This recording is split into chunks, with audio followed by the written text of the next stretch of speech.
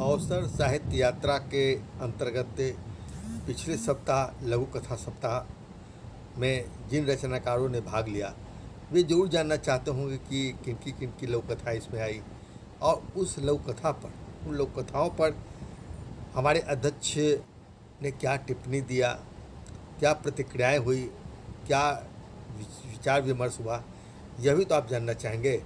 तो निश्चित तौर पर आइए हम इसलिए आपके सामने प्रस्तुत करते हैं सप्ताह भर का लेखा जोखा झरोखा। मैं सिद्धेश्वर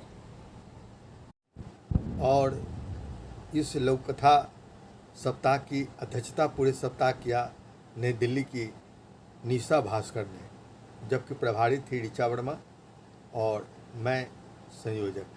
तो आइए हम विस्तार से उस सप्ताह जो भी चर्चाएं की गई लघु कथा के बारे में, लघु कथा जो प्रस्तुत की गई उसके बारे में, और आप यह भी जानना चाहेंगे कि उसमें कौन कौन से लोग ने क्या प्रतिक्रिया व्यक्त किया। बड़ा रोचक और बहुत ही ज्ञानवर्धक चीज़ है और इससे बहुत सीखने पढ़ने का भी मौका आपको मिलेगा। आइए दोस्तों हम देखते हैं, लेकिन एक निवेदन है कि आप हमारे चैनल को सब्सक्राइब अवश्य कीजिए ताकि हमारा अवसर साहित्य का यात्रा यह अनवरत चलती रहे। अवसर साहित्य यात्रा के व्हाट्सएप पेज पर अवसर साहित्य पाठशाला और कार्यशाला के अंतर्गत जिन रचनाकारों ने अपनी अपनी लघु कथाओं को प्रस्तुत किया उनमें है निधि गौतम की लघु कथा अक्षय रोशनी, विद्या कुमारी मौर्य विजया ने कुत्ता का रोना लांछन, डॉक्टर मंजू सक्सेना ने अनहद, हीना मांड्या ने कमाई जिद, निर्मल कुमार डे ने दूसरी शर्त, अर्चना कोहली ने नई व्याख्या, संजय राय ने परिवेश, स्नेहा गोस्वामी ने झील गहरी, अपराधी डॉक्टर पूनम सिरेसी ने उपेक्षा, नीलम नारंग ने मतदान, निर्मला कर ने राम कसम और सुहानी भोर। उसके बाद आलोक चोपड़ा ने नपुंसक, सरला मेहता ने नासूर बनते घाव, मनोरमा पंत ने अब पहाड़ नहीं बुलाते, इंदु उपाध्याय ने सवाल, अशोक दर्द ने आया, अर्चना कोहली ने बराबरी, आर्ची ने पिता, अनीता पांडे ने धोखा, टेकन सिंह वर्मा ने मुस्कुराहट, अर्चना ने रोपनी, सिद्धेश्वर ने माँ, रचना ऋचा वर्मा ने आत्मविश्वास, सुधाकर मिश्रा ने तपस्या, प्रभात धवन ने वेदना, नीरजा कृष्णा ने मेकअप, सरोज गुप्ता ने असली पुण्य, डॉक्टर पुष्पा जमुआर ने उपहार, सुशील जोशी ने कुंवारा बाप, गार्गी राय ने उपयोगिता, अनीता रश्मि ने अकेलापन, सपना चंद्रा ने चलन, नलिनी श्रीवास्तव ने तंज, सुधा पांडे ने मैं और रिक्शा, चंद्र प्रकाश तारा ने भिखारन, सरला मेहता ने जीवन चन्ने का नाम, अनीता मिश्रा ने इतनी सी बात, उमाकांत भारती ने मुट्ठी भर धूप, और इस तरह की और भी कई अपनी अपनी लघु कथाओं को प्रस्तुत की गई। इस लघु कथा सप्ताह में प्रतिक्रिया देने वाले बहुत सारे लोग थे दोस्तों, और इसमें सकारात्मक और आलोचनात्मक दोनों तरह की प्रतिक्रियाएं हमारे मंच पर आई। हम उस सब का आपके पास विवेचन करेंगे। निशा भास्कर ने लिखा कि लांछन सही शब्द है, कथा में कसावत की कमी थोड़ी खल रही है।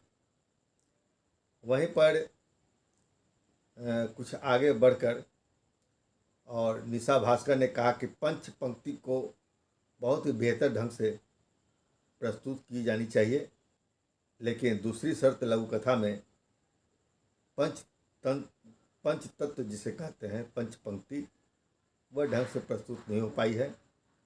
संजय राय की प्रवेश लघु कथा प्रस्तुत की गई। उस लघु कथा पर सिद्धेश्वर ने लिखा कि लघु कथा का उद्देश्य क्या है, क्या आधुनिक लड़कियों को दुपट्टे लेकर नहीं निकलना चाहिए, फिर तो किसी को अश्लील वस्त्र पहनने में भी क्या परेशानी है, दोष तो दृष्टि का है ना। उसी प्रकार संजय राय ने उसका जवाब दिया कि लोक कथा का उद्देश्य है सच को सामने रखना, साथ ही साथ उसका सामना करना, और दृष्टि तो संस्कार से ही बनता और बिगड़ता है, ये संजय राय ने कहा। और स्नेह गोस्वामी की जो लोक कथा पेश की गई, ये है स्नेह गोस्वामी। मैं आपको बीच बीच में उन रचनाकारों की तस्वीर दिखला रहा हूँ जो इसमें प्रस्तुत हुए हैं। नीलम नारंग, ये है नीलम नारंग, जिनकी लोक कथा प्रस्तुत की गई, और उनकी लोक कथा को विज्ञान व्रत ने बहुत पसंद किया। उससे थोड़ा आगे आए तो पुष्पा जमुआर ने लिखा है संजय राय की लघु कथा पर। यह लघु कथा लड़कियों को प्रश्न के घेरे में लेती है कि सिर्फ दुपट्टा के बगैर कहीं नहीं निकलना। लड़कों की नज़र अश्लील हरकतें करती हैं। आजकल तो लड़कियां जींस पैंट भी पहनती हैं। इस तरह से कथा के माध्यम से लड़की के मन में डर डालना है, जबकि लड़कियां शहर से बाहर पढ़ाई और नौकरी भी करती हैं। कथा में सकारात्मक संदेश समाज में दिशा निर्देशक होती है। जब लड़की कहती है कि मेरी सहेलियों की नज़र में हमारे घर के मर्द का भी वही हाल है, बदलाव खुद में होनी चाहिए, ना कि पाबंदी में। यह पुष्पा जमुआर ने विस्तार से संजय राय की लोक कथा पर दिया, और संजय राय ने कहा कि बदलाव खुद में होना चाहिए, ना कि पाबंदी। कथा का मूल भी यही है। जबकि लखन सिंह आरोही ने लिखा है कि अश्लील हरकत लड़के ही नहीं, लड़कियां भी करती हैं। लड़कियों की आंखों में भी लज्जा अब कहाँ रह गई है। बहुत बढ़िया बात उन्होंने लिखा है, इसमें कोई दो मत नहीं है, सबके अपने अपने विचार होते हैं। इस बार जो निशा भास्कर इसकी अध्यक्षता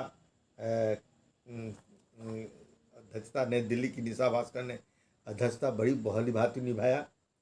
उसके बाद निर्मला कर्ण की लोक कथा भी प्रस्तुत की गई, जिसे काफ़ी लोगों ने, राजप्रिया रानी ने उसे पसंद किया। लांछन लोक कथा विजया कुमारी मौर्य ने प्रस्तुत किया। देखिए विजया कुमारी मौर्य को, जिन्होंने लोक कथा पेश किया लांछन। और इसके साथ ऋचा वर्मा ने कहा कि यह प्रेरणादायक लोक कथा है। वहीं अर्चना कोहली को भी यह लोक कथा अच्छी लगी। और इससे थोड़ा आगे बढ़ते हुए आलोक चोपड़ा ने अपनी लोक कथा प्रस्तुत किया, नपुंसक।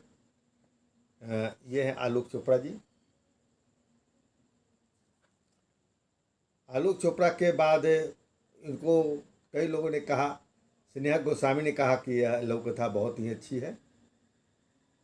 और निर्मल कुमार डे की प्रतिक्रिया है कि मामा जी आप बुरा ना माने, मंजीत बाबू को एक नौकरानी की ज़रूरत है, पत्नी की नहीं। पढ़ी लिखी हूँ, पहले अपने पैरों पर खड़ा होने दीजिए, फिर मेरी शादी की बात। इतना करके वह भीतर चली गई, निर्मल कुमार डे ने कहा।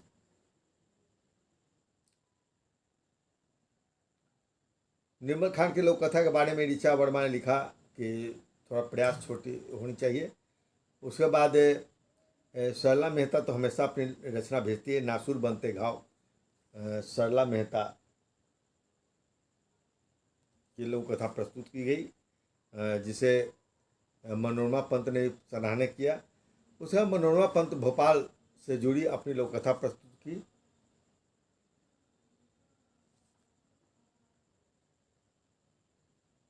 दोस्तों, मैं कई रचनाकारों की तस्वीर भी आपको दिखला रहा हूँ ताकि आप रचनाकारों से सीधे सीधे रूबरू हो सके। स्नेहा गोस्वामी की लोक कथा को काफ़ी लोगों ने पसंद किया। उसका पूनम श्रेष्ठी की लोक कथा प्रस्तुत की गई।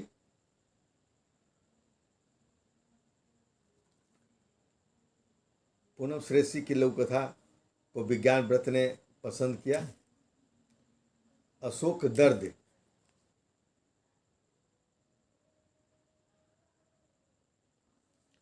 अशोक दर्द ने भी आया नाम शीर्षक से लोक कथा को प्रस्तुत किया। इसके साथ यह क्रम सप्ताह भर चलता रहा, और निशा भास्कर ने सहयोग दिया, लिखा कि लांछन लोक कथा के शीर्षक यदि बदल दिया जाए तो बेहतर होगा। वहीं पर निर्मल कुमार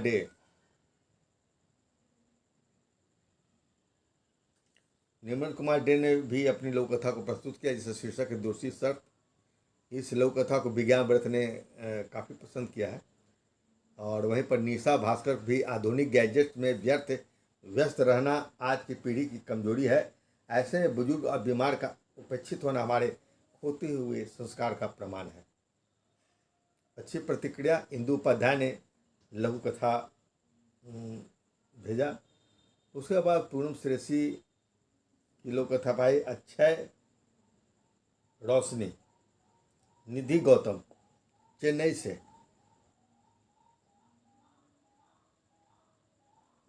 निधि गौतम ने भी अपनी लोक कथा प्रस्तुत किया। इस लोक कथा को काफ़ी लोगों ने पसंद किया है। अनीता पंडा की लोक कथा धोखा।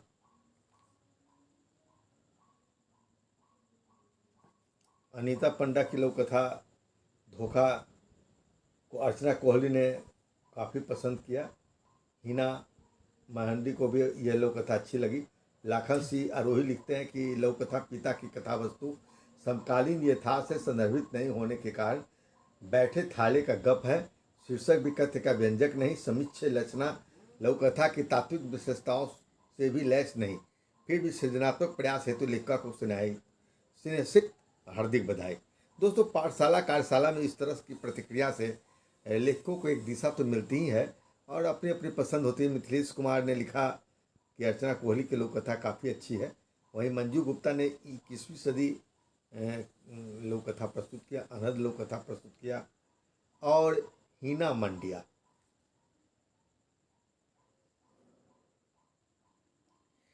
मांडिया की लोक कथा मुस्कुराहट प्रस्तुत की गई। और इसके बाद अर्चना ने भी अपनी लोक कथा प्रस्तुत किया। इन लोक कथाओं को प्रस्तुत की गई। और मेरी भी एक लोक कथा आई, माँ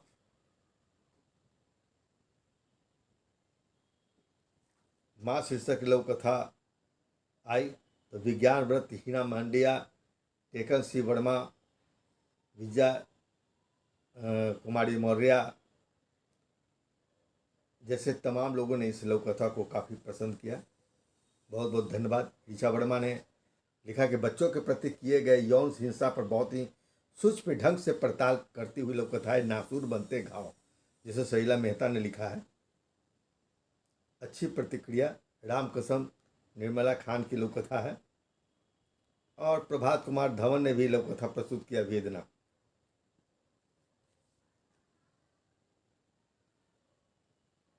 प्रभात कुमार धवन की लोक कथा को भी कई लोगों ने सराहना किया है। नीरजा कृष्णा की लोक कथा मेकअप भी अच्छी रही। और इसके लिए अपूर्व कुमार के विचार प्रकाशित हुए। अपूर्व कुमार ने लिखा है, विस्तृत प्रतिक्रिया दिया है। इससे पता चलता है कि हमारे इस व्हाट्सएप पेज पर जो किस खास विधा पर जो रचनाएं प्रस्तुत की जा रही है उसे गंभीरता से लोग पढ़ रहे हैं। उन्होंने लिखा है, अपूर्व कुमार के माफ़ करेगा आदरणीय, जहाँ तक मेरा विवेक कहता है कि इस लोक कथा में थोड़ा बहुत परिवर्तन किया जाए तो शायद यह और प्रभावशाली हो सके। अपवाद की घटनाओं को लेकर इस प्रकार की कथा लिखने से बाप बेटी के रिश्ते की विश्वसनीयता को कटघरे में खड़ा करना उचित प्रतीत नहीं होता। बहु बेटियों की इज्जत के घृणित पेशे से बचने की बात भी पढ़ने लायक नहीं है। आखिर इसे पढ़ने के उपरांत एक पुरुष की कैसी छवि बनेगी हमारी बहनों के मन में, हमारे सृजन का कैसा प्रभाव पाठकों पर पड़ता है, इसका भी ध्यान लेखकों को रखना चाहिए। बस एक पाठक के प्रतिक्रिया है। अपूर्व कुमार ने बहुत ही गंभीरता से इस विचार को उठाया है और प्रस्तुत किया है। उनके विचारों को काफ़ी लोगों ने पसंद किया। ऋचा वर्मा की लोक कथा आत्मविश्वास प्रस्तुत की गई। ऋचा वर्मा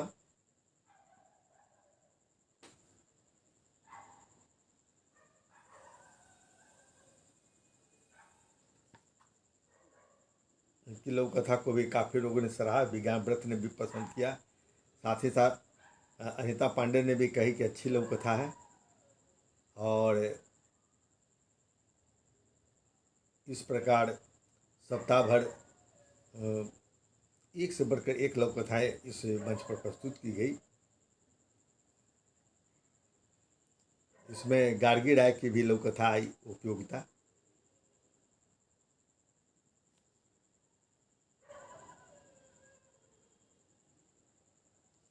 गार्गी राय एक सशक्त लेखिका है। इनकी लोक कथा को भी काफ़ी लोगों ने, अनीता रश्मि की लोक कथा को भी ढेर सारे लोगों ने पसंद किया। इस मंच पर देश भर के लोगों ने अपनी भागीदारी दिखलाई, अच्छी बात है। हम सबको यहाँ प्रस्तुत भी नहीं कर पा रहे हैं, कई तो व्हाट्सएप से इधर उधर हो गए हैं।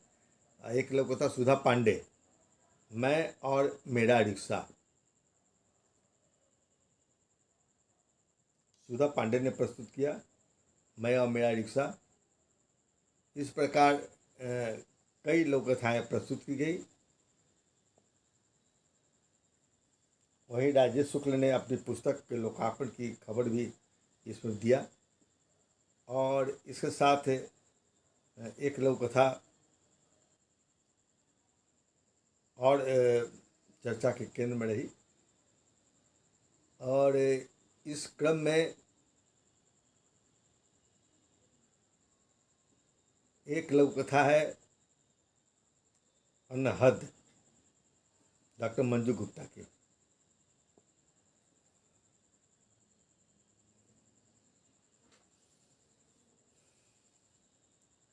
एक नए रचनाकार भी हमसे जुड़े हैं जिन्होंने भिखारन लोक कथा भेजा, चंद्र प्रकाश ताड़ा। ये नया लेखक है, लिखने का प्रयास कर रहे हैं, लेकिन इनकी एक लोक कथा को लोगों ने सराहना किया है, कुछ लोगों ने सुझाव भी दिया है। उन्होंने लिखा है कि वृद्धा डाली वाली वाक्य को सुधा ले यथार्थवादी रचना है। और कई रचनाकारों ने दोबारा तिबारा भी अपनी रचनाओं को यहाँ प्रस्तुत किया है, हम सबका स्वागत करते हैं। और एक नलिनी श्रीवास्तव की भी लोक कथा काफ़ी पसंद की गई, तंज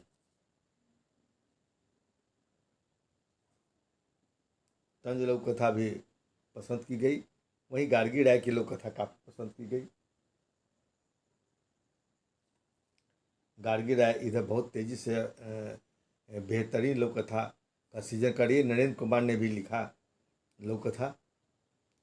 और इस प्रकार राम कसम निर्मला खान ने भी लोक कथा प्रस्तुत किया है।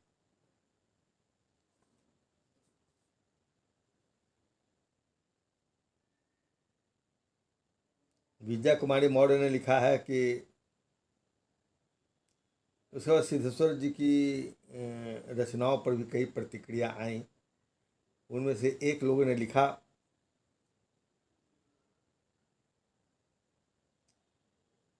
अशोक दत्त की लोक कथा भी प्रसारित की गई। आई सारी रचनाएं दोस्तों रविवार को हेलो फेसबुक कवि सम्मेलन में शामिल किया गया। इतने सारे रचनाकार, ढेर सारे रचनाकार इसमें शामिल हुए हेलो फेसबुक कवि सम्मेलन में, जिसकी अध्यक्षता भी निशा भास्कर नई दिल्ली ने किया और प्रभारी थी ऋचा वर्मा। सुशीला जोशी की लोक कथा भी उम्र के इस मुकाम पर भी कई लेखक काफ़ी सक्रिय हैं। ये अच्छी बात है और खुशी की बात है। सपना चंद्रा की भी लोक कथा को काफ़ी लोगों ने पसंद किया।